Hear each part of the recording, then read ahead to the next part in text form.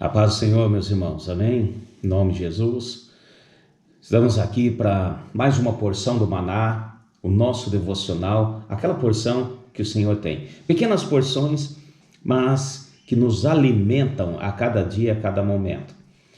Então, começamos aqui uma série de estudos para mostrar, para entendermos como João descreve a pessoa de Jesus. E cada capítulo nós teremos uma novidade aqui, e vamos estar crescendo com relação a isso. Hoje, vamos ao capítulo 1. Eu quero pegar o princípio, que no começo, tá certo? Os versículos de 1 a 4. No princípio era o Verbo, e o Verbo estava com Deus, e o Verbo era Deus. Ele estava no princípio com Deus. Todas as coisas foram feitas por meio dele, e sem ele, nada do que foi feito se fez. Nele estava a vida, e a vida era a luz dos homens. Então aqui nós vemos já João fazendo uma óbvia referência, qualquer um de nós acho que percebe isso, ao livro de Gênesis, a criação, que fala lá do início da criação. E torna-se ainda mais patente quando nos remetemos àquele período de João. Vamos entender aí uma questão histórica, o que acontecia. Os judeus, eles usavam sempre uma expressão, Bereshit. Bereshit quer dizer no princípio. Então, em todas as circunstâncias, no momento, Bereshit, como diz, lembre-se lá do princípio. Então, agora João, ele acrescenta algo aqui diferente. Ele acrescenta o logos, o verbo. Então, João eleva essa frase de referência a um ponto no tempo, no princípio, pum. Quer dizer, um ponto, um começo. Agora João eleva. Ele pega o Bereshit, e agora ele eleva. Ele tira de um ponto no tempo e traz a pré-existência absoluta, que é o verbo. Então, ele coloca aqui, ele estava no princípio com Deus, o verbo, tá? Ele era Deus, o verbo, e todas as coisas foram feitas por meio dele, e sem ele nada do que foi feito se fez. Nele estava a vida. Então, ele coloca aqui já a pré-existência absoluta do verbo. Quem é o verbo? É a pessoa de Jesus. Agora, olha que interessante. Um pouquinho à frente, verso 14. Vai lá comigo. O Verbo se fez carne e habitou entre nós. Vimos a sua glória, e a glória como um unigênito do Pai, cheio de graça e de verdade. Então, aqui fica claro quem é o Verbo? Jesus. Habitou entre nós. E ele usa agora mais um termo, unigênito. Unigênito indica um filho único.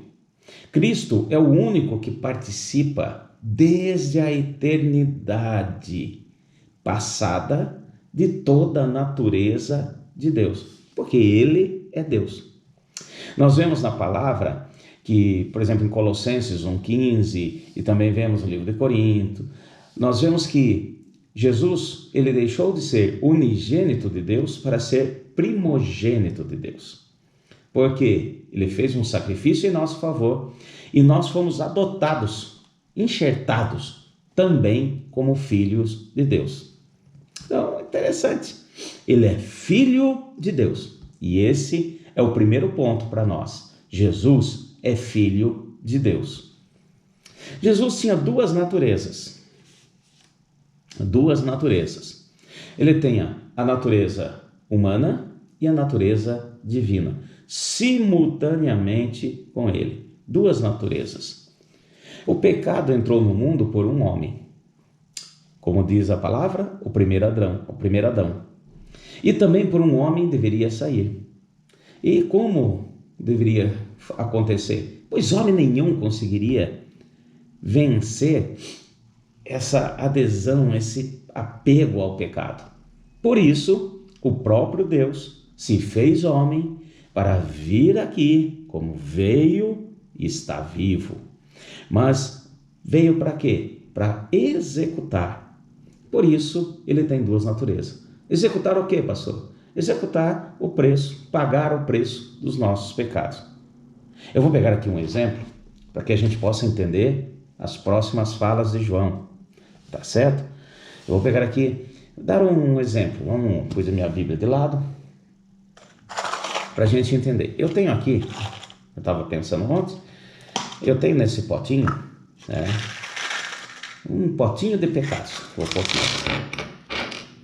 Então, vamos imaginar que todos esses parafusos aqui, todas essas coisas, esses parafusos, essas braçadeiras, são pecados. Vamos usar um pouquinho da imaginação, tá certo? E aqui eu tenho o homem. Eu peguei aqui um pedaço de aço. O aço é feito de ferro e carbono. É uma liga de ferro e carbono que o homem desenvolveu, né? Então, o aço. Então, isso aqui tem uma característica. Ele pode ser, né, o aço, ele pode ser transformado como se fosse um ímã. Ele pode ser magnetizado. Principalmente se eu pegar um aço, enrolar um fio, não vamos entrar muito em detalhe, mas enrolar um fio, uma energia elétrica, ele pode deixar os grãos de ferritas alinhados, então ele pode tornar-se um ímã que a gente conhece, ou ser magnético. Então, só para nós entendermos, nós temos aqui o que representa o homem e de repente gruda nele um determinado pecado. Aqui gruda, ele chega próximo, gruda outro, como esse aqui, essa braçadeira. E o homem foi se enfronhando nisso. E de repente, ele estava desse jeito. Já não dava mais, deixa eu mais perto, não dava mais para saber aqui a sua característica original. Porque ele estava grudado, todo cheio de pecado. Então, precisava ser algo da mesma característica, como eu falei, nossa, sujei aqui. E nós agora vamos ver o segundo ponto. Vou desmontar aqui. Então, esse pedaço de aço foi magnetizado, ele atrai o pecado. Ele traz para junto de si. Então, precisava ser solucionado. Agora eu tenho aqui um outro aço. Esse aço aqui específico é aço inox, tão diferente desse aqui. Em natureza, um pouquinho diferente. Esse aqui é ferro e carbono, basicamente. Esse aqui é ferro, carbono, cromo e níquel. Tem mais dois elementos principais aqui, cromo e níquel, que nós chamamos de aço inox ou austenítico. E o interessante é que o princípio básico é o aço, carbono e ferro. Princípio básico, o ferro, carbono. Agora aqui tem mais dois elementos a mais, ou outros mais, estou pegando aqui os principais, que transformam ele em uma característica mais resistente. Ele não oxida, porque a oxidação é a deteriorização do aço com o passar do tempo. Todo mundo sabe disso. Quem não tem uma coisinha em casa feita de aço, de repente vai enferrujando. O aço inox não enferruja. Então ele não deteriora com o tempo. Tem uma resistência mecânica, para quem conhece, muito maior. E tem uma característica, eu posso enrolar aqui um fio e entrar com uma corrente elétrica e ele nunca vai tornar magnético, ímã, como a gente conhece. Principalmente o aço austenítico, o aço inox, aquele com maior pureza, maior nível de cromo e níquel. Então, ele não vai. Porém, nós vemos aqui cromo e níquel. Nós vemos coisas a mais, apesar de que a base é a mesma. Ferro, carbono, ferro, carbono. Agora esse, diferente. Esse aqui atrai o pecado. Esse aqui, não. Então, esse é o princípio para a gente começar a entender. começar a entender o plano da salvação. Desde que o pecado entrou no mundo, desde que o homem falhou diante de Deus, Deus já traçou um plano da salvação. Ele deixou tudo já planejado, tá certo?